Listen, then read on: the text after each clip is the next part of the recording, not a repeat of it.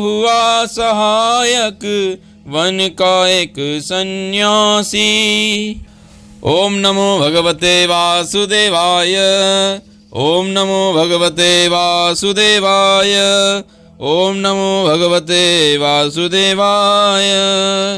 एक दिन क्या हुआ कि भगवान श्याम सुंदर, नंदनंदन श्याम सुंदर वन में ही जो सोचा कि आज के जो सुबह का जो ब्रेकफास्ट करते हैं ना जैसे आप लोग, तो भगवान ने सोचा कि आज का जो हम कलेव जो करेंगे, कलेव बोलते हैं हमारे उत्तर भारत में, कि सुबह का जो भोजन होता है उसको अंग्रेजी में ब्रेकफास्ट बोलते हैं, मतलब कलेव कर लो, कलेवा या फिर। तो भगवान ने सोचा कि कलेवा करेंगे, तो आज जल्दी से उठ गए भगवान और उठ कर के जो सिंगी थी बजाने की, तो सिंगी आ गई थी, सब मधुर मनोहर ध्वनि, सब चारों ओर से जो उनके साथी थे, ग्वालवाल थे, और अपनी मन की बात सब लोग जनाते हुए कि कन्हैया,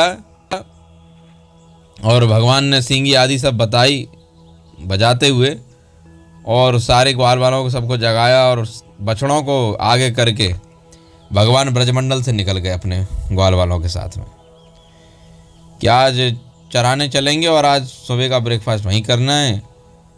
तो भगवान ने, उनके प्रेमी भक्त हैं, हजारों हजारों ग्वालवाल हैं, तो ग्वालवालों ने हाथ में अपने किसी ने छीके ले रखे खाने के लिए, जो खाने की ना अपनी सबकी मटकी होती है, कुछ होता है, तो उसके चारों तरफ रस्सी आदि कुछ बांध करके उसको लटका के चलता है, उसको छीका बोलते हैं। तो किसी ने छीका ले रखा हाथ में, कोई छीका लेके, बैंत लेके, सिंगी बजाते हुए, श्रृंगी जो होती है ना बजाने की, तो वो श्रृंगी लेके, बांसुरी लेके, और अपने अपने घरों से सब निकल पड़े, और हजारों हजारों बछड़े आगे चल रहे हैं, और सब प्रसन्नता से, भाव से सब चले पड़े हैं। और भगवान श्री कृष्ण भी वहाँ पे, उन बछड़ों की गिनती नहीं है इतनी, क्योंकि गाय लाखों में है, तो उनके बछड़े तो और, तो अनेक अनेक बछड़े सहस्रों चल रहे हैं आगे आगे। और आते आते भगवान ने कि जो सखा हैं वो सब लोग चलते फिरते आगे आगे क्या कर रहे हैं, खेल कर रहे हैं, और सब ने अपने जो ग्वालवाल थे, किसी ने कांच के, मणि के, सोने के, सब ने अपने गहने पहने हुए थे, और लाल पीले हरे ऐसे जो फलों से, और जिनकी नए नए कोपल निकल आती हैं जिन वृक्षों की, उन वृक्षों के ऐसे पत्ते आदि लेकर के, कोपलों को लेकर के गुच्छे ले लिए, और रंग बिरंगे जो फूल आदि होते हैं, मोरपंख होता है, और एक जो गेरू आदि जो होते हैं ना, तो इस सब से सब ने श्रृंगार करके, वन श्रृंगार तैयार कर रखा है, और अपने अंगों को सबको सजा करके चल रहे हैं मस्ती में आराम से ग्वालवाल।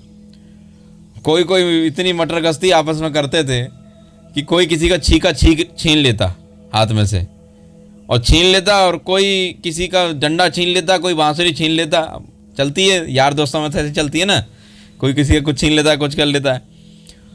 तो उसका छीन करके, जैसे कि कुछ सखा चल रहे हैं, तो एक का छीन लिया। अब एक का छीन लिया तो वो दूसरा जब मांगने आया कि अरे मेरी बंसी दे, मेरे बैंत दे, मेरे छीका दे, कुछ जो हाथ में है, तो वो उसको ना दे करके दूसरे को दे देंगे जिसने लिया है, और वो दूसरे के पास जाएगा तो दूसरा तीसरे को दे देगा, तीसरा चौथे को दे देगा।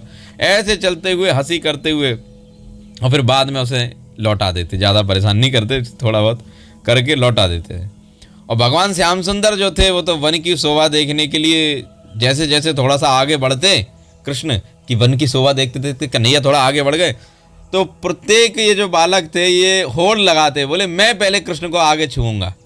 भगवान कृष्ण आगे आगे होते थे, पीछे पीछे ग्वालवाल, तो बोले भगवान को मैं छूऊंगा, मैं छूऊंगा। तो सब उनको छूने के लिए कि छू करके उनको क्या मिलेगा, भगवान को स्पर्श करने से क्या मिलेगा, आनंद। भगवान को स्पर्श करने से हमें क्या मिलेगा, आनंद मिलेगा, इस भाव से कि मैं कन्हैया को पहले छूंगा, मैं छूंगा, मैं छूंगा। ऐसे आपस में होड़ लग जाती और दौड़ पड़ते, और छू छू के सब, जैसे जो कृष्ण को छू लेते वो छू छू के सब आनंदमग्न हो जाते। भगवान के अंगी ऐसे हैं। और कोई बांसुरी बजा रहा होता था, कोई सींगी फूंक रहा होता था, पी पी पी पी, और कोई मधुर मधुर बांसुरी बजा रहा है। और भौरों के साथ में, भौरे जो होते हैं जंगल में, वो सब गुनगुना रहे हैं,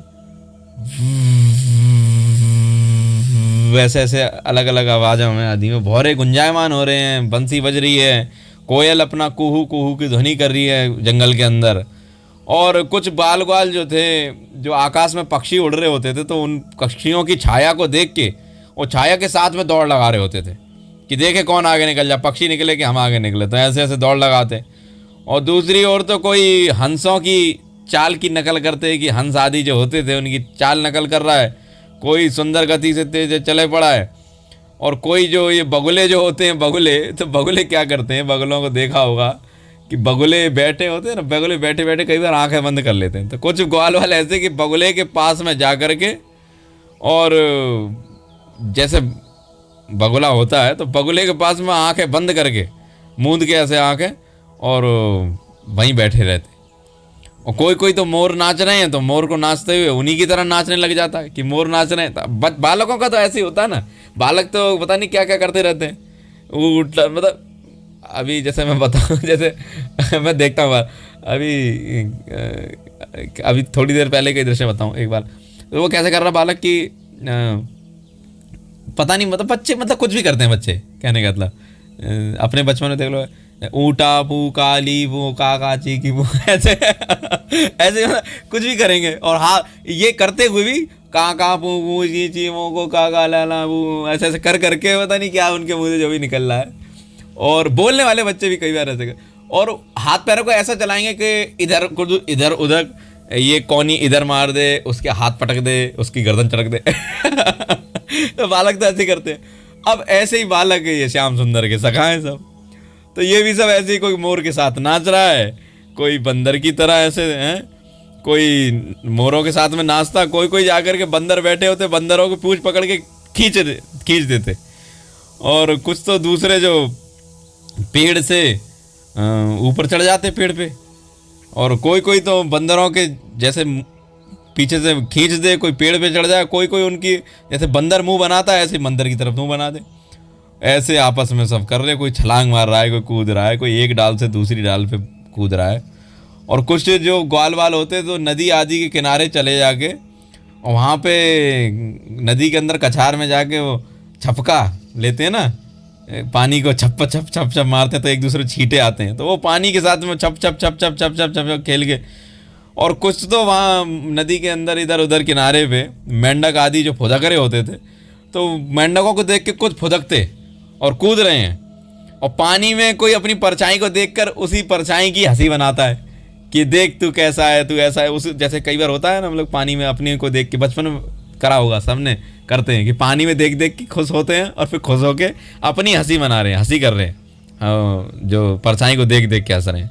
और कुछ लोग ऐसे आवाज़ लगाते हैं, अरे श्रीदामा श्रीदामा श्रीदामा श्रीदामा श्रीदामा, 3 बार 4 बार क्यों बोला मैं, कि जब आप खुले में आवाज़ लगाते हो ना, ऐसे जो खुला मैदान होता है वहाँ आवाज़, तो गूंज गूंज की आवाज़ वापस कहीं से प्रतिध्वनि वापस आती है।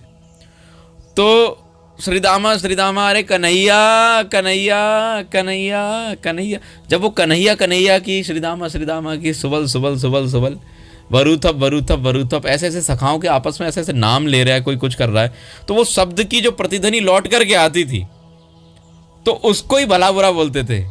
अरे तू ऐसा, अरे तू ऐसा, ये किया होगा बचपन में, बहुत लोगों ने किया, मैंने भी किया है बचपन में। पहले कहीं खुलने में जाकर के आवाज़ लगाते थे और फिर लौट करके वो आवाज़ आती थी तो बोलते थे, उसी को बोलते थे, ओए ओए ओए तुझे बहुत मारूंगा बहुत मारूंगा ऐसा होता है, बहुत बच्चे करते हैं आज ही, कि चिल्लाते थे। मेरे को याद है घर की छत पे खड़े होकर के मैं कई बार ऐसी समय, संध्या के समय या कभी रात्रि में, ऐसे जैसे पक्षी सब लोग जाने वाले हैं तो उस समय चिल्ला रहा हूँ, कभी बोल रहा हूँ ओए ओए ओए, तो लौट की आवाज़ आती है, तुझे बहुत मारूंगा बहुत मारूंगा बहुत मारूंगा, 3-4 बार ऐसे लो। ऐसे भगवान के सखा भी ऐसे ही खेल खेल रहे होते थे कि अपनी आवाज़ को ही भला बुरा बोल रहा है, कोई गाली दे रहा है तो क्या रे देख कैसी आवाज़ आ रही है कैसी।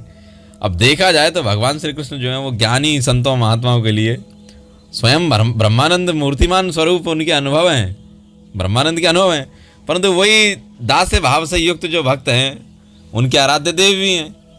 और इनके लिए भगवान ज्ञानी संतों महात्माओं के लिए, परंतु जो माया से मोहित जो विषय में अंधे लोग हैं, ऐसे लोगों के लिए भगवान श्री कृष्ण एक मनुष्य हैं, एक साधारण से बालक हैं बस। परंतु जो भगवान के महान भक्त हैं उनके लिए तो वो साक्षात भगवान है। और उन्हीं भगवान के साथ में ये कितने महान पुण्यात्मा हैं। अहो भाग्यम नंद गोप प्रजौ गोसाम यन्मित्रम परमानंदम पूर्णम ब्रह्म सनातनम, की पूर्ण ब्रह्म सनातन श्री कृष्ण जिनके सखा होकर के आए। इन ग्वाल बालों का देखो क्या है। तो ग्वाल वाल भगवान के साथ में खेल खेल रहे हैं तरह तरह के, जिनको कि बहुत जन्मों तक कोई व्यक्ति अत्यंत परिश्रम करके कष्ट उठा करके अपनी इंद्रियों को अंतःकरण को सबको वश में कर लिया हो, ऐसे योगियों के लिए भी भगवान श्री कृष्ण के चरण कमलों की जो रज है ना वो अप्राप्य है, प्राप्त नहीं हो सकती जल्दी से। परंतु वही भगवान जब स्वयं ब्रजवासियों के ग्वाल वालों की आंखों के सामने रहकर सदा खेलते रहते हैं और मस्ती करते हैं, उनके ब्रजवासियों के सौभाग्य की महिमा इससे अधिक और क्या कहा जाए कि इतनी श्रेष्ठ हैं कि जिनको योगी लोग भी जल्दी, योगी नाम भी दुर्लभ, योगी नाम भी दुर्लभम, योगियों को भी दुर्लभता से प्राप्त हो। वो भगवान स्वयं श्याम सुंदर क्या कर रहे हैं आज, ग्वाल वालों के साथ में खेल खेल रहे हैं। अब ये खेल खेल रहे थे, सब यमुना जी के तट पे पहुंच गए उधर जंगल में। उसी समय भगवान गाय चराते चराते बहुत आगे निकल गए, जो बछड़े चराते चराते बहुत आगे निकल गए, तो बछड़े आदि। तो उसी समय एक कंस का भेजा हुआ असुर था और उसका नाम अघासुर। अघासुर कौन है? ये बकी को पूतना और बकासुर, जो मैंने घटना बताई बकासुर की भी लीला हो गई बताई मैंने। तो बकासुर का और बकी का भाई था एक और छोटा भाई, जिसका नाम था अघासुर। श्री सुखदेव गोस्वामी ने 10वें स्कंद में बोला है बकी बका अनुजा, कि बकी और बका का अनुज, बकी मतलब पूतना, बक मतलब बकासुर, और उसका अनुज छोटा भाई है, बकी बका अनुज, ऐसे बोला सुखदेव गोस्वामी ने। तो ये अघासुर नाम का एक दैत्य था, वो वहाँ आधम का ब्रजमंडल में वृंदावन में आ गया, कंस का भेजा हुआ है। और उसने श्री कृष्ण और ग्वाल वालों की ये जो सुखमय क्रीड़ा चल रही थी वहाँ, ये सबको देख के उसके हृदय में बड़ी जलन होने लगी कि ये मेरे भाई बहनों को दोनों को मारने वाला मेरा शत्रु, क्योंकि इसने मेरी बहन को मारा, बकी को, पूतना को मार दिया जब छोटा सा ही था, और अभी मेरे भाई बकासुर को इसने मारा है। उसके हृदय में जलन होने लगी और उनकी क्रीड़ा देख करके, लीला देख करके, और जितने भी देवता थे वो भी इससे बड़े परेशान थे, क्योंकि देवता लोग सब यही सोचते रहते थे किस दिन अघासुर मर जाए। एक तो पहले इसके भाई से परेशान थे, जो बकासुर से, इससे भी बहुत ज़्यादा परेशान थे। तो सब प्रार्थना करते रहते थे देवता कि कैसे भी करके कौन सा दिन आएगा जब ये मरेगा। तो अघासुर और पूतना, बकासुर का छोटा भाई, कंस का भेजा हुआ, इसने क्या किया कि वहाँ ब्रज में आ गया। तब इसने भगवान को देखा कि श्री कृष्ण को, श्री दामा को, सुबल आदि सब गोप आदि थे वहाँ पे, गण वरुथप आदि सब खड़े थे और खेल रहे थे। तो ये सोचने लगा यदि आज इन सब को और मेरे सगे भाई को, स्वयं बकासुर को, बहन को इसने मारा, इसलिए आज मैं ग्वाल वालों को साथ में यदि इसको मार डालूं, श्री कृष्ण को, ये श्री दामा सबल आदि सब इसके सखा, इनके साथ में इसे मार डालूं तो बड़ा प्रियकर कार्य होगा। मेरे दोनों भाई बहन मर गए हैं, उनकी समझ लो ये तो तर्पण हो जाएगा उनके लिए। तर्पण करते हैं ना शांति के लिए, वो तृप्त हो जाएंगे यदि इसकी मृत्यु हो गई तो ये तर्पण की तिलांजलि बन जाएगा जैसे। और ये यदि मर गए सारे ग्वाल वाल, और ये कृष्ण यदि मर गया तो जितने ब्रजवासी हैं वो सारे तो अपने आप मर जाएंगे, क्योंकि जब संतान जो होती है वो तो प्राणी का क्या है, संतान क्या है, जैसे आत्मा की तरह है। जब आत्मा ही नहीं रही तो शरीर कैसे रहेगा।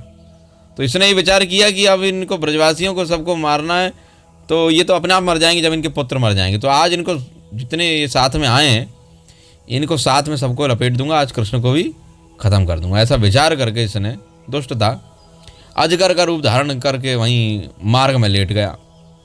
और सुखदेव गोस्वामी ने बोला कि 1 योजन लंबा, देवर्षि नारद कहीं कहीं बोलते हैं कि 1 कोस था, कि 1 कोस में था, कोस मतलब 3 किलोमीटर में था। और सुखदेव गोस्वामी कहते हैं कि 1 योजन में था।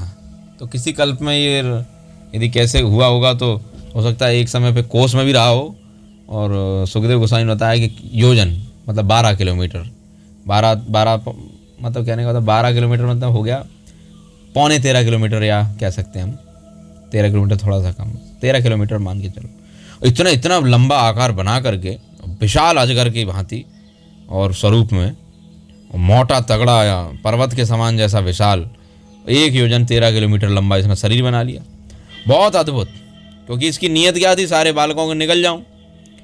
और गुफा के समान अपना मुंह ऐसा फाड़ लिया इसने, उसका जो नीचे का होठ था वो तो भूमि को स्पर्श कर रहा था, और ऊपर का होठ इतना इसने उठाया कि ऊपर के बादलों से जाके लग रहा था, टच हो रहा था। जो मेघ होते हैं मेघों से टच हो रही, इतना विशाल इसने मुख बनाया।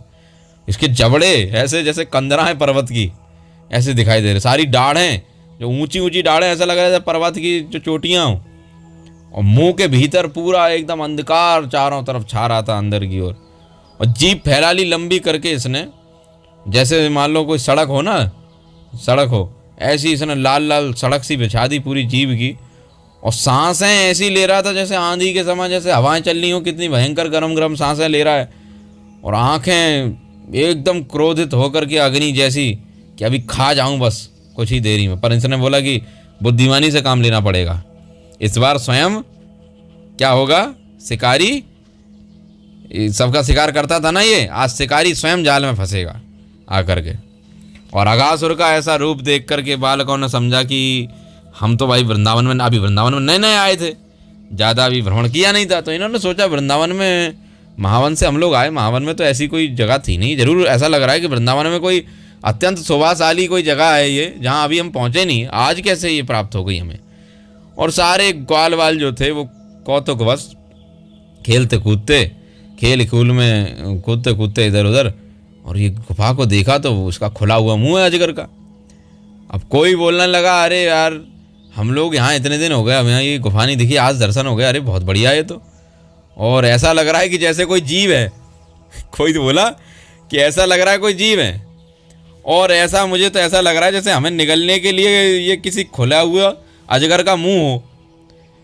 एक दूसरा ग्वाल वाल बोला, अरे इसके ऊपर के वो तो देखो, इसका सूर्य की किरण जब इस पर पड़ रही है और ये इसके जो बादल जैसे लाल लाल हो जाते हैं, ऐसा मालूम होता है। इसके ऊपर का ओठ देखो, ऊपर का ओठ, अब ऊपर का ओठ इसका बादलों पे, तो उसकी चमक सूर्य की पड़ रही थी, तो लाल लाल था।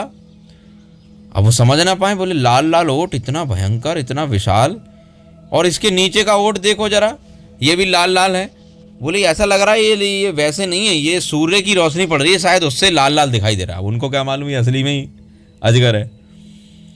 अब तीसरा जो ग्वाल वाल बोला कि अरे यार सच बताऊं तो देख जरा, इसके दाईं बाईं और जरा देख, इस तरफ देख और इधर देख, ये इस ऐसा लग रहा पर्वत की कोई गुफा है, ऐसी कंदरासी मालूम पड़ रही है। इसके जबड़े, अरे इसके ऊंचे ऊंचे ये जो दांत देख रहा है, ये दांत नहीं, अरे ये तो पर्वत की चोटी जैसे दिखाई दे रहे हैं। अरे ये तो चोटी पर्वत नहीं है, ये तो इसकी दाढ़ें मालूम पड़ रही हैं यार।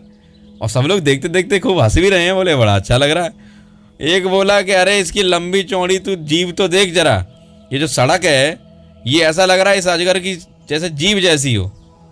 अब जैसी जैसी कर रहे हैं सब, कोई कह रहा है इसके दाढ़ें, ये जो पर्वत हैं ये दाढ़ें जैसी लग रहे हैं, और जो ये ऊपर का जो ओठ है, जो ऊपर आकाश से छू रहा है, बादल से छू रहा है, ये सूर्य की तरह इसका ओठ लग रहा है। नीचे वाली जो सड़क है वो इसकी जीभ जैसी लग रही है। अब जैसी जैसी क्या वो है ही, ऐसा विचार कर रहे हैं सब। अब एक बालक इतने में ही बोला कि अरे इसकी जो जीभ ऐसी मालूम पड़ रही है, और इसके बीच में जरा मध्य में तो देख, जरा बीच में जाके देख, बीच में देख, एकदम ऐसा लग रहा है जैसे पर्वत के अंदर कोई अंधकार नहीं होता है, गुफा होती है, ऐसी कोई भीतरी कोई गुफा है। और ये तो ऐसा लग रहा है कि कोई महान पर्वत की कोई गुफा जो अंदर होती है, जहाँ ऐसा अंधकार होता है। एक ग्वालपाल बोला कि अरे यार ऐसा लग रहा है कि कहीं आग लग गई हो, क्योंकि इसके अंदर से ऐसी गरम गरम ऐसी हवा आ रही है कि जैसा ऐसा लग रहा है कहीं आग लग रही हो। आग जब धधकती है तभी ऐसी हवा आती है। और वो उसके अंदर से, असुर के अंदर से वो आ रही थी, जो गरम गरम सांसें इतनी भयंकर ले रहा था। वो सोच रहे कहीं आग लग रही है, और ये तो गरम गरम हवा चल रही है, लू सी चल रही है भाई। अब बोले कि लग रहा है कि ये अजगर के रूप में इसकी सांसें चल रही हैं, ऐसा लग रहा है ये तो आग जल रही होगी कहीं, जरूर इसकी सांसें नहीं आग जल रही होगी, पर ऐसा लग रहा है कि इसकी गरम गरम सांसें हैं। और इसके मुंह से जो गुफा के अंदर से बदबू कितनी आ रही है, बहुत बदबू आ रही है। ऐसा लग रहा है कि जैसे अजगर जो जीवों को खा जाता है तो उसके पेट से दुर्गंध आती है ना, ऐसी दुर्गंध आ रही है। इतने में ही बोला कि अरे यार, यदि हम लोग इसके मुंह में घुस गए और ये हमें निगल गया तो, अरे यदि ये हमें निगल गया तो क्या होगा। तो एक बोला, अरे यदि हमें निगल गया ना तो क्या हुआ, हमारा कन्हैया है तो तैयार, इसकी इतनी हिम्मत नहीं है कि हमें निगल जाए। और यदि ये निगल गया तो चिंता मत करो, अभी जैसे बकासुर को हमारे कन्हैया ने अभी पकड़ के चीर दिया था उसकी चोंच, ऐसे इसे नष्ट कर देगा, तुरंत नष्ट हो जाएगा, ये कोई बचेगा थोड़ी।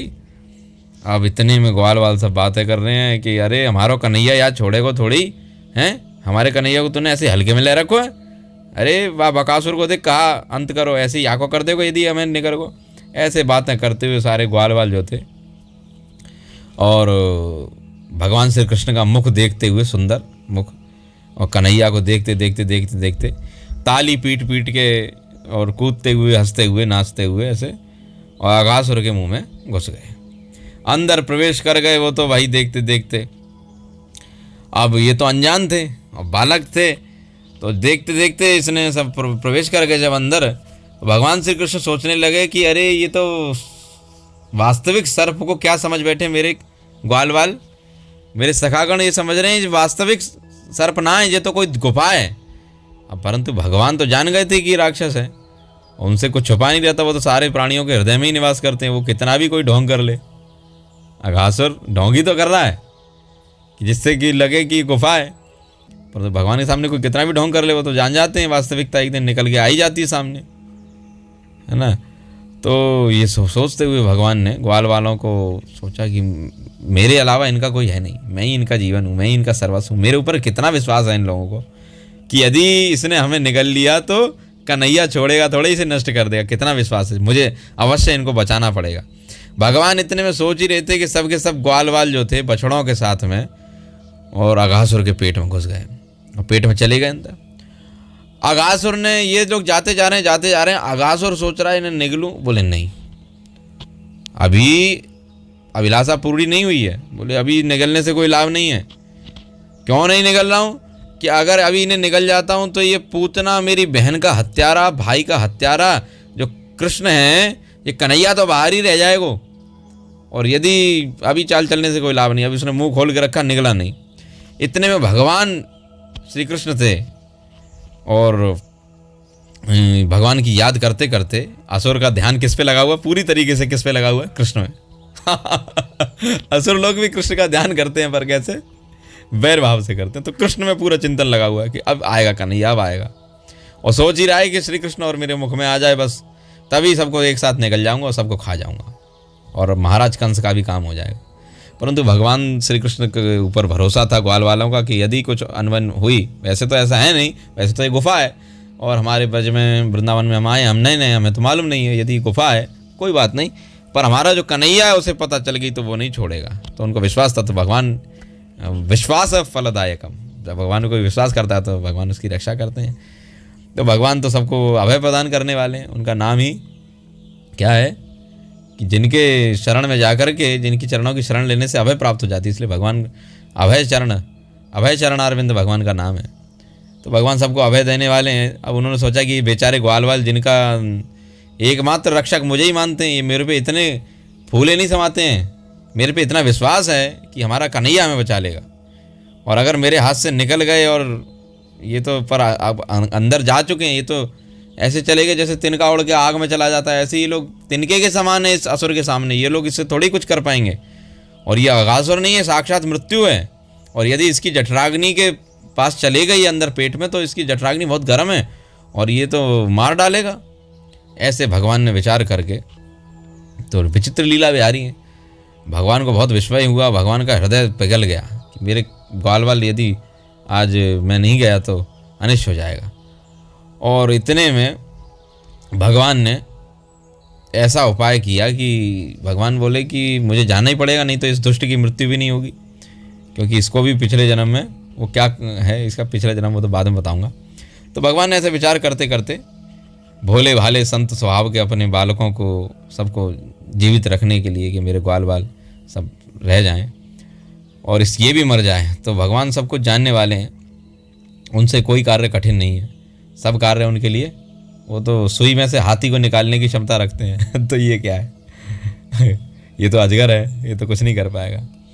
आगे भगवान जो थे, देवता लोग जो थे, और भगवान भी जब मुख में प्रवेश कर गए, अंदर दौड़ करके गए और जल्दी से मुख में अंदर प्रवेश कर गए। इतने में ही सारे देवता जो थे बादलों के पीछे छुपे हुए थे, सब लोग हाय हाय करने लगे। देवता, अरे भगवान अंदर प्रवेश कर गए, ग्वाल बाल सब अंदर प्रवेश कर गए। देवताओं को बड़ी चिंता होने लगी, प्रभु प्रवेश कर गए। अभी थोड़े दिन पहले बकासुर के मुख में प्रवेश कर गए, अभी अघासुर के, उसके भैया के में दोनों, ये दोनों बहन जो भाइयों के मुख में ही भगवान ने प्रवेश किया। देवता लोग चिंतित होते, पर ये कंस आदि जो असुर थे, राक्षस थे, वो सारे सारे हर्षित होने लगे कि इनको काम बन गया। बोले हमारा शत्रु कृष्ण आज मारा जाएगा, और स्वयं आज मृत्यु के मुख में गया, आज नहीं बचेगा ये। बकासुर का तो चलो बच गया था कैसे करके, वो तो बकासुर ने गलती कर दी कि इसको चबाया नहीं था, नहीं आज तो ये अघासुर से नहीं बचेगा। सब लोग, दैत्य लोग जो थे वो बड़े प्रसन्न होने लगे। और अघासुर जो था बछड़ों और ग्वाल वालों के सहित में भगवान श्री कृष्ण को जब अपनी डाढ़ों से सोचा कि अब आ गया कन्हैया, लास्ट जो मेरा टारगेट था वो आज टारगेट पूरा हो गया, अब तो स्वयं आ गया ये मुख में। जैसे ही वो मुख में आया तो अपनी डाढ़ों से सोच रहा इन्हें चबा डालूं, और जैसे ही चबा करके वहाँ उनको चूर चूर करना चाहता था, उसी समय भगवान श्री कृष्ण ने देवताओं की हाय हाय सुनी आवाज़, और आवाज़ सुन करके कि हाय हाय देवताओं ने जब बोली, और भगवान ने अपने शरीर को बड़ी फुर्ती से बड़ा किया, और भगवान ने वहाँ जैसे ही वो दबाना चाहता था, चूरना चाहता था भगवान को कि कुचल डालूं आज दांतों से, और करते करते उसी समय भगवान श्री कृष्ण ने अपना शरीर उसके उदर में अपने विराट स्वरूप को बढ़ाना प्रारंभ कर दिया भगवान ने। और भगवान बढ़ाते चले गए अपना शरीर, और इतना बढ़ाया कि उसका जो गला था वो गला रुंध गया, और गला उसका अवरुद्ध हो गया, चारों तरफ से कोई सांस नहीं आ रही है। सांस नहीं आने के कारण ही वो इतने में ही आँखें पूरी उसकी बाहर निकल आईं, और सांस लेने की कोशिश कर रहा है, परंतु भगवान का स्वरूप इतना बड़ा हुआ है कि गला पूरा रुंधा हुआ है, हवा जा ही नहीं रही है, सांस आ ही नहीं रही है। अब सांस ना आए तो कोई प्राणी सही, जब वायु देवी अंदर प्रवेश ना करें, पंच प्राण वायु, तो ये कुछ जीवित नहीं रह सकता। वायु देव ने एक बार दिखाया था, तो भगवान ने कुछ नहीं किया, बोले कुछ नहीं, इसका गला घोट दूंगा बस अभी, और अंदर से ही तो गला पूरा चौक हो गया, आंखें सब उलट गई, व्याकुल होकर छटपटाने लगा, पूंछ पटक रहा है। 12 किलोमीटर लंबा, 13 किलोमीटर है, 12-13 किलोमीटर लंबा शरीर है, और छटपटा रहा है। तभी इतने में सांस रुक करके सारे शरीर में भर गई, और अंत में जब बिल्कुल सहन नहीं हुआ तो उसके ब्रह्मरंध्र को फोड़ करके उसके प्राण बाहर निकल गए। उसके शरीर से एक दिव्य ज्योति निकली, और उसी मार्ग से प्राणों के साथ में उसकी सारी इंद्रियां भी शरीर से बाहर हो गईं। और उसी समय जो भगवान श्री कृष्ण थे, तो भक्त भगवान का नाम है मुक्तिम ददाति इति मुकुंद, जो मुक्ति देते हैं, मुकुतांजलि अस्मात्। तो मुक्ति देने वाले भगवान जो श्री कृष्ण है, उन्होंने जब ऐसा पराक्रम किया कि उस असुर को मार दिया, और ज्योति उसके शरीर से निकली दिव्य, ब्रह्मरंध्र को फोड़ करके सांस ही नहीं आई, तो क्या करें, और निकल करके बाहर खड़ी हो गई ज्योति, विराजमान हो गई, और वेट करने लगी। किसका वेट करने लगी? इतने में यहाँ क्या हुआ कि कुछ बाल ऐसे थे कि जो इसकी अग्नि से अंदर जब सांसें आ रही थी गंदी, और इतना अंदर कचरा इतना, और जब ये मुंह बंद कर रहा था तो उस समय कुछ बाल जो थे में जब अंदर ही थे, तो कुछ बालक मर गए थे।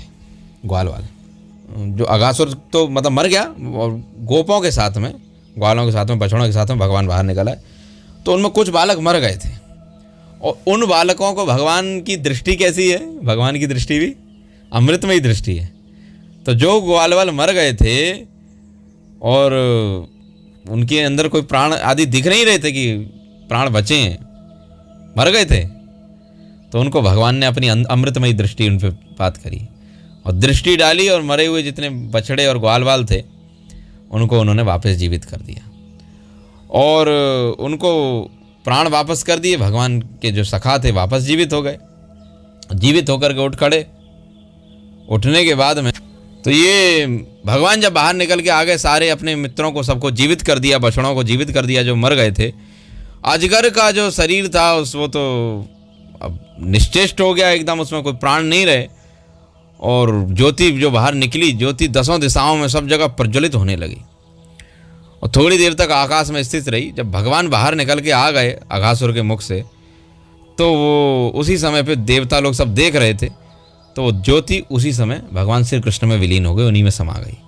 उस समय सारे देवताओं ने फूलों की वर्षा करी, पुष्पों की वर्षा करके जय जयकार करी। अप्सराओं आदि ने सबने नाचना प्रारंभ कर दिया। गंधर्वों ने भगवान की लीला गान करना शुरू कर दिया। विद्याधर आदि सब बाजे बजा रहे हैं। ब्राह्मण मुनि ऋषि सब स्तुति पाठ कर रहे हैं। भगवान की पार्षद जो गण हैं भगवान की जय जयकार के नारे लगा रहे हैं जोर जोर से। भगवान श्री कृष्ण का सब चारों ओर से, चारों दिशाओं से सभी जितने दैवीय लोग थे सारे, वो सब भगवान श्री कृष्ण का अभिनंदन करने लगे, उनको प्रणाम करने लगे, स्तुति करने लगे, क्योंकि भगवान श्री कृष्ण ने अघासुर को मार के उन सब का बहुत बड़ा काम किया था। देवता लोग सदा यही ताक में रहते थे कि किस दिन ही अघासुर और ये बकासुर ये सब मरें, तो अघासुर आज नष्ट हो गया। उसी समय स्तुतियाँ और बाजे बजने लगे देवलोक में, तो मंगलमय गीत आदि सब जय जयकार बजने लगी। आनंद का जैसे उत्सव था, मंगल ध्वनि, और इसकी मंगल ध्वनि की आवाज़ ये स्वर्ग आदि लोकों में ही नहीं, केवल भू भुवा स्वा जना तपा महासत्य ब्रह्म आदि ब्रह्मलोक तक में प्रकाशमान, ब्रह्मलोक तक इसकी ध्वनि पहुंची, इतनी तोर जय जयकार हुई। और जब ब्रह्मा जी ने वो ध्वनि सुनी और तब वो भी चकित होकर के कि भाई किसकी जय जयकार हो रही है इतनी, ये देवता लोग ऋषि मुनि लोग सब किसकी जय जयकार कर रहे हैं। और ब्रह्मा जी अपने वाहन पे चढ़ कर के हंस पे और वहाँ पर आए। वहाँ पर देखा तो भगवान श्री कृष्ण की महिमा देख के आश्चर्यचकित हो गए। जब वृंदावन में अजगर का जो ये था इतना विशाल अघासुर था, इसको मार दिया, ब्रह्मा जी विस्मित हो गए। ब्रह्मा जी विस्मित हो गए, इसके आगे ब्रह्मा जी क्या करेंगे ये कथा तो मैं बाद में बताऊंगा। परंतु उसके बाद में हुआ क्या कि अब भगवान ने मार दिया, तो अघासुर का पूर्व जन्म की थोड़ी बताऊं कि पूर्व जन्म क्या था। कि चलो पूर्व जन्म तो बाद में बताता हूँ। ये हुआ क्या कि भगवान ने जब मार दिया तो बाद में सब जितने सखा गण थे सब, तो बाद में जब वृंदावन में जो अजगर का जो ये चमड़ा था, जो चाम था, ये चमड़ा सूख गया। और सूख गया तो ब्रजवासी लोग बहुत दिनों तक तो इसको खेलने की एक अद्भुत ऐसे जैसे गुफा जैसी मानने लगे कि ये गुफा ही बना रहा वास्तव में, और वो इसको खेलने के लिए यूज़ करते थे, इसमें जाते थे। और कई दिनों तक ये बाद में सूखा सूखा पड़ा रहा। और भगवान ने अपने ग्वाल वालों को मृत्यु के मुख से बचाया था। पिछली बार तो भगवान नहीं मुख में गए थे, पर इस बार ग्वाल वाल चले गए थे, इसलिए भगवान को जाना पड़ा। और ऐसे भगवान ने अघासुर को भी मुक्ति दी, मोक्ष प्रदान किया। और भगवान की ये जो लीला है ये हुई थी कुमार अवस्था में। सुखदेव गोस्वामी का भी कहना है, देवर्षि नारद का भी कहना है, भगवान शंकर का भी कहना है, नर नारायण देव का भी कहना है कि भगवान की ये जो लीला हुई थी ये हुई थी जब भगवान की कुमार अवस्था में, जब भगवान 5 वर्ष के में थे। परंतु सबको पता चला जब भगवान 6ठे वर्ष में लगे, अर्थात पौगंड अवस्था में। कुमार अवस्था से बात आती है पौगंड अवस्था। भगवान ने लीला करी थी ये 5वें वर्ष में, पर पता चली सबको 6ठे वर्ष में। अब इसका मतलब क्या है? क्या अगले दिन क्या जन्माष्टमी आ गई थी? ऐसा नहीं है। भगवान ने 5वें वर्ष में लीला करी और 6ठे वर्ष में पता चली सब लोगों को। ये कैसे चली ये कथा बाद में बताऊंगा, परंतु अभी इसका बता दूं कि ये अघासुर पूर्व जन्म में कौन था। अघासुर का इतिहास बड़ा गोपनीय है।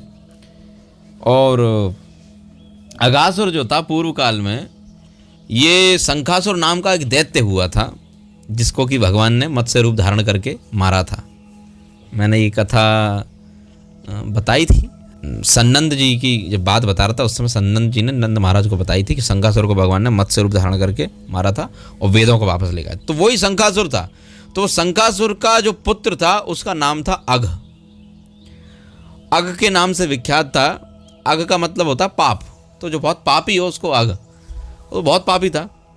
तो अघ नाम का जो पुत्र था शंखासुर का, बहुत सुंदर था ये दिखने में, और दूसरा कामदेव की समान जान पड़ता था, इतना सुंदर था जैसे दूसरे कामदेव आ गए। एक दिन जो मलयाचल पर्वत पे जा रहा हुआ, जब जाते हुए मलयाचल पर्वत था, तो मलयाचल पर्वत पे अष्टावक्र मुनि थे जो 8 अंगों से टेढ़े हैं। तो अष्टावक्र मुनि को देख करके जो अघासुर था, इस अघासुर ने बहुत ज़ोर ज़ोर से हंसने लगा और बोला कि अरे ये कैसा कुरूप है, और मजाक बनाने लगा ऋषिवर अष्टावक्र की।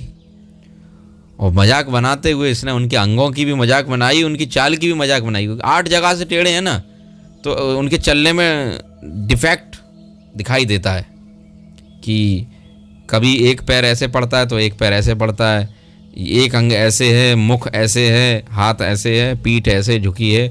तो 8 जगहों से टेढ़े हैं तो अष्टावक्र हैं। परंतु महामुनि कैसे हैं? महामुनि कितने महान हैं। हाँ, इनसों टेढ़ाई कोई भूल मत करियो भैया, जे हैं उपासी एक टेढ़ी टांग वाले के।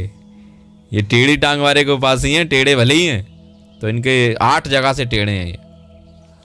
तो कभी किसी के स्वरूप को, किसी के अंगों को, किसी के रूप को भगवान ने तुम्हें जैसा दिया है, उसे जैसा दिया है, उसको जैसा है उसके लिए है, तुम्हारा जैसा है तुम्हारे लिए। पर मजाक कभी नहीं बनानी चाहिए। मजाक, हंसी, हास परिहास में भी कभी धोखे से भी किसी के अंगों का, प्रत्यंगों का कभी मजाक नहीं बनाना चाहिए। जैसे एक व्यक्ति था ना, वो मैंने कथा सुनाई थी, नकटे की कथा सुनाई थी। तो यदि कि आपको लगता है कि ठीक है उसका अंग जैसा है वैसा है, अब कोई बात नहीं, जो भी है भगवान की, ये तो शरीर है, चमड़े को क्या देख रहे हो, है ना। तो चमड़ा तो कहीं भी टेढ़ा मेढ़ा कुछ भी है। तो अष्टावक्र मुनि परंतु थे 8 जगह से टेढ़े, उनको देख करके अगासुर बहुत। तो इसलिए भगवान के जो महान भक्त होते हैं या ऋषि मुनि संत महात्मा कोई भी है, उनके अंगों को देख करके, ये रूप गोस्वामी जी ने बड़े कठोरतापूर्वक इस बात को बोला है, बहुत दृढ़तापूर्वक। दृष्टै स्वभाव जनितैर बभूषस्य दोषैर न प्राकृतत्वम ही भक्ति जनस्य पश्येत्। उपदेशामृत जब पढ़ोगे तो उसमें रूप गोस्वामी जी ने कहा है, दृष्टै स्वभाव जनितैर वपुषस्य दोषैर न प्राकृतत्वम ही भक्ति जनस्य पश्येत्। गंगाम भसाम न यदि बुद्बुद फेन पंकैर ब्रह्मद्रवत्वम अपगच्छति नीरधर्मयि। बोले भगवान श्री कृष्ण के जो भक्त होते हैं, वे भगवान श्री कृष्ण के भक्तों को देख करके, भगवान श्री कृष्ण के भक्तों में दृष्टै स्वभाव जनितैर, यदि स्वभाव जनित, यदि सामने से उनकी कोई ऐसी क्रिया हो जाए या दृष्टि स्वभाव देखने से उनके रूप में कोई दोष दिखाई दे, उनके अंग प्रत्यंग में कोई दोष दिखाई दे, कोई अंग टेढ़ा हो, कहीं कटा पिटा हो, कहीं मुख पे कोई चेचक आदि के कोई ऐसे वो हों, दाग हों, कुछ हो, पूरे शरीर में कुछ ना कुछ, मतलब कुछ भी हो सकता है कोई, हो सकता है कोढ़ ही हो रखा हो, कहीं हो सकता है उनके कोई सर फट गया हो, कभी चोट लग गई हो, कहीं कोई हाथ पैर टूट गया हो, कुछ भी अंग में कुछ भी कोई दोष हो सकता है। दृष्टि से तुम्हें यदि वो दोष दिखाई दे रहा है तो वो दोष ये जानना चाहिए कि ये दोष वास्तव में, ये जो भगवान के जो महान भक्त हैं इनमें ये दोष नहीं है। काला, गोरा, भूरा, नीला, हरा, पीला रंगों की दृष्टि से भगवान के भक्तों में भेद नहीं करते कि भगवान के भक्त को देख के आप ऐसे अंग टेढ़े हैं कि वो है कि ऐसा है, छोटा नाटा, ऊंचा मोटा, पतला लंबा पड़ा, गोरा काला, हरा नीला, ये रंग भेद, वर्ण भेद, ये सब करना भगवान के भक्तों में सही नहीं होता है। और इसलिए रूप गोस्वामी जी ने बोला कि यदि देखने पर कृष्ण भक्त ऐसा दिखाई दे कि कहीं से उसका अंग टेढ़ा है, ऊंचा है, नीचा है, या वो भक्त ही ऊंचा नीचा मोटा लंबा, कि कई लोग यही मजाक बनाते हैं कितना अबे लंबा है कि वो है कि कोई बहुत ज़्यादा मोटा है तो उसके मोटेपने का मजाक बनाएंगे। मैं वृंदावन में था तो कुछ नालायक लोग थे ऐसे ही, पता नहीं कहाँ से, MP से आए थे, तो वो ऐसे ही महाराज जी को देख के उनके शरीर का मजाक बनाने लगे, तो मैंने झाड़ लगाई थोड़ी देर और वो उठ के भाग गए वहाँ से। तो भगवान के भक्तों को देख के ऐसे मजाक नहीं बनाना चाहिए कभी कि इसका अंग ऐसे। दृष्टि स्वभाव जनितैर बहुशस्य दोषे न प्राकृतत्वम ही भक्त जनस्य पश्येत्। उनको प्राकृत मत जानना, क्योंकि वो कृष्ण नाम जापक, वो जो कृष्ण नाम जप रहे हैं उस कृष्ण नाम से वो इतने प्रतापी हैं कि वो दिख रहे हैं दोष केवल शरीर में, परंतु वास्तव में वो दोष को कभी मन में यदि आ भी जाए कि इनके शरीर में ऐसा दोष, कोई नहीं, मतलब प्रकृति जनित, कोई बात नहीं, ऐसे ही है भगवान के भक्त। हाँ, अष्टावक्र जी 8 जगह से टेढ़े हैं, परंतु कैसे हैं वो अभी पता चलेगा कैसे हैं। भगवान श्री कृष्ण, अरे ये टेढ़े लोगों से दूर, ये हम सो टेढ़ाई नहीं, इनसो टेढ़ाई भूल मत करिए भैया, ये हैं उपासी एक टेढ़ी टांग वाले के। अष्टावक्र महामुनि हैं पर भगवान के महान भक्त हैं। हाँ, बहुत बार ऐसा हो जाता है, हमारी दृष्टि भेद के कारण हम भक्ति के प्रति अपराध आदि हो जाते हैं, तो वो नहीं होना चाहिए। रूप गोस्वामी ने बहुत स्ट्रिक्टली मना किया है कि ऐसा नहीं करना चाहिए। क्यों? बोले जैसे बरसात के दिनों में गंगा जी में मिट्टी चलती है बहुत ज़्यादा, तो इसका मतलब क्या गंगा जी मिट्टी की हैं या ये कीचड़ की हैं जो कीचड़ चल रही है? नहीं, अरे वो तो वर्षा के कारण उसमें बुलबुले, झाग, फेन आदि जो दिखाई देता है ना, जो गंदगी दिखाई, वो वर्षा के कारण वो मिट्टी रह रह के आ गई है, वो स्वभाव जनित ऐसे आ गई है, स्वभाव जनित उसमें दिखाई दे रहा है। पर वास्तव में क्या गंगा जी की पवित्रता कम हुई है? नहीं। ऐसे ही भक्त में शारीरिक दोष, कोई हो सकता है भक्त हो उसका बोली ठीक से ना निकलती हो तो तलाता हो, हाँ ऐसा भी हो सकता है। कोई भक्त हो किसी के बेचारे के हाथी ना हो, कोई भक्त हो सकता है उसके लंगड़ा हो, कोई लूला हो, कोई बहरा हो, कोई गूंगा हो, कोई अंधा हो सकता। पर उसके दोषों को, शरीर के दोष को कभी कोई मजाक ना बनाए ना, नहीं तो कैसा होगा। इसने क्या किया सुनो, कि अगासुर जो था जोर जोर से मुनि पर हंसने लगा, अष्टावक्र जी पे, कि इनकी चाल देखो, इनका रूप देखो। तब उन्होंने इस महादुष्ट को, एक तो असुर है, एक तो तू असुर कुल में जन्मा, तेरी इतनी नीचता कि तू मुझे जैसे ये ब्राह्मण को देख करके ऐसे देख रहा है इस दृष्टि से, तेरी बुद्धि दूषित है क्या? दुर्बुद्धि है क्या? हैं? तेरी मति नहीं है, दुर्मति है। तो उन्होंने श्राप दिया, रे दुर्मति, रे नीच, तू जा, तू मेरे अंगों का तू बताता है कि मेरे अंग टेढ़े हैं, कुरूप हूँ, ऐसा तू बोल रहा है, तो चिंता मत कर, तू भी इस भूमंडल पे सर्पों की जाति में और कुरूप हो जा। क्या हो जा? सर्प जैसा बन जा और कुरूप हो जा। सर्प से ज़्यादा कुरूप और कुटिल गति से चलने वाला कोई नहीं होता। तू भी जैसे मेरी चाल पे तू हंस रहा है कि मैं कैसे चल रहा हूँ टेढ़ा होकर के, एक पैर मेरा ऊंचा नीचा पड़ रहा है और एक अंग ऐसे हैं, 8 जगह से टेढ़ा हूँ, तो टेढ़ा मेढ़ा चल रहा हूँ, तो तू भी सर्प हो जा। और सर्प कैसे चलता है? तू भी सर्प की तरह टेढ़ा मेढ़ा चल। सर्प कैसे चलता है? अपने अंगों को कितनी जगह से फोल्ड करके चलता है, देखा नहीं है? ऐसे ऐसे ऐसे ऐसे ऐसे ऐसे ऐसे, ऐसे। कितनी जगह से उसके अंग टेढ़े होते हैं। सीधा चलता, कभी सर्प को सीधा चलते देखा? चल ही नहीं पाएगा। ऐसे टेढ़े मेढ़े करके चलता अंग, एक जगह उसका अंग टिकता ही नहीं है। तो उन्होंने शाप दे दिया कि तू सर्प हो जा। तो इससे सोचना चाहिए। ये तो चलो मुनि ने शाप दे दिया, इसलिए जो लोग भगवान श्री कृष्ण के भक्तों का, उनके शरीर का मजाक बनाते हैं यदि, तो मतलब इसका मतलब ऑटोमेटिकली समझ लेना चाहिए हमको कि अगला जन्म हमारा सर्प का निश्चित हो जाएगा, इसका मतलब। हाँ और सर्प सबसे ज़्यादा क्या जाता? जंतु नाम कुटिला सर्प हो, सबसे ज़्यादा कुटिल और क्रोधी माना जाता सर्प को। पूंछ पे हाथ मार के देखो, सब देखो, अरे तुरंत फन फहराता है। सबसे ज़्यादा क्रोधी होता है सर्प, बहुत ज़्यादा ईर्ष्यालु बोला सर्प को। तो ऐसी सर्प जाति में इसको अगासुर को घेर दिया, तभी से ये सर्प हो गया। कौन? अगासुर। और सर्प हो गया और चलता था तो कैसे चलता था? मुनि के मजाक बनाया था चलने का, तो खुद का कैसा मजाक बना? एक तो अजगर बना और कैसा दुर्गंध वाला, और चलता कैसे था? ऐसे टेढ़े टेढ़े अंगों से। अब मुनि का तो 8 जगह से, और इसके तो जब सांप चलता है तो कितने तरीके से उसके अंग टेढ़े होते हैं। जब बैठता भी है तो भी अंगों को टेढ़ा मेढ़ा करके बैठता है, कुंडली मारता है तो ऐसे जो इसको अजगर का वो मिला कि सांप हो जा तू, तो सर्प हो गया ये। और इसका सारा अभिमान चला गया जैसे ही ऋषिवर ने श्राप दिया। बोले मुनि के चरणों पे गिर गया कि प्रभु कुछ करिए। अगासुर बोला कि क्षमा कर दीजिए और अब दोबारा ऐसी गलती नहीं होगी, मैंने बहुत मजाक बना दिया, अपराध हो गया प्रभु। तब मुनिवर जो थे अष्टावक्र जी प्रसन्न हो गए, चल ठीक है कोई बात नहीं, तूने मेरा मजाक बनाया, पर अब ये श्राप तो ऐसे नहीं कटेगा, श्राप तो तुझे भोगना ही पड़ेगा, दंड तो तुझे भोगना, दंड से नहीं बच सकता, दंड तो भुगतना पड़ेगा। हाँ दंड तो भुगतना पड़ेगा और दंड भुगतना पड़ेगा, परंतु तूने मेरे अंगों का मजाक बनाया तो कोई बात नहीं, दंड तुझे भुगतना पड़ेगा। तो ऐसा होता है कि दंड तो देखो भोगना पड़ता है और हमें भोगने के लिए तत्पर रहना चाहिए कि प्रभु मेरे से कोई बात नहीं, मुझे दंड दीजिए, कोई बात नहीं, मेरे पाप कर्म हैं, तैयार रहना चाहिए। परंतु इन्होंने अष्टावक्र जो ऋषि थे उन्होंने शाप दे दिया, परंतु अब बोला कि चिंता मत कर, तुझे वरदान देता हूँ कि तेरा रूप बड़ा सुंदर है ना, तेरा रूप बड़ा सुंदर था ना, पर मैंने तुझे क्या बना दिया, सर्प और क्रूर, और स्वरूप में भी देखने से तुझे लोग देखते ही भागें। सांप कैसा होता है, लोग देखते ही भागते हैं। एक तो दिखने में इतना गंदा लगता है, गंदा मतलब देखा नहीं, डरते हैं ना लोग, मतलब पास जाना नहीं चाहते, कोई उसे देखना नहीं चाहता है, उसे मार देना चाहते हैं लोग, कितना वैसा समझते हैं। तो मैंने तुझे दे दिया और पहले भी एक ऐसा था अघासुर, बहुत सुंदर था। ये जो शंखासुर का पुत्र था, तो अघासुर बहुत सुंदर था, कामदेव के दूसरा कामदेव के समान जान पड़ता था।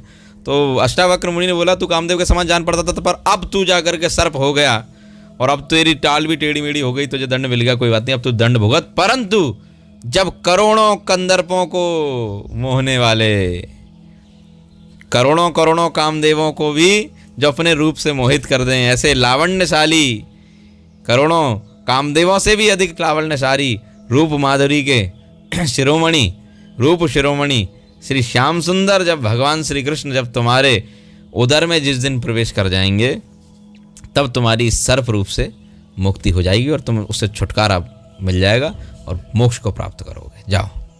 तो मुनि ने वरदान भी दे दिया कि भगवान श्री कृष्ण जब तेरे उदर में जिस दिन प्रवेश कर जाएंगे, तो वही ये दिन आ गया था जब भगवान श्री कृष्ण अघासुर के पेट में ये गए और फिर उसकी गला अवरुद्ध कर दिया, जिससे कि वो मर गया और बाद में भगवान में ही लीन हो गया। सायुज्य मुक्ति मिल गई, सब सायुज्य सामीप्य मुक्ति। तो इस प्रकार से अघासुर का वध हुआ। आगे ब्रह्मा जी ने जब ये सब चरित्र देखा कि देवता लोग जय जयकार कर रहे हैं, ब्रह्मा जी आगे, ब्रह्मा जी खुद विस्मित रह गए। अरे अघासुर को मार दिया, अरे देवताओं की अभिलाषा बनी हुई थी अघासुर को मारने की, कैसे भी करके अघासुर मरे, पर ये मर गया और ये बालक ने इसने मारा। अब ब्रह्मा जी आगे क्या लीला करेंगे, तो वो आगे हम बाद में श्रवण करेंगे। वो ब्रह्मा जी की किस प्रकार से भगवान के तत्व का व्याख्यान देंगे ब्रह्मा जी, तो वो भी आगे मैं हो सकता समय निकाल के जरूर बताऊंगा। हरे कृष्ण।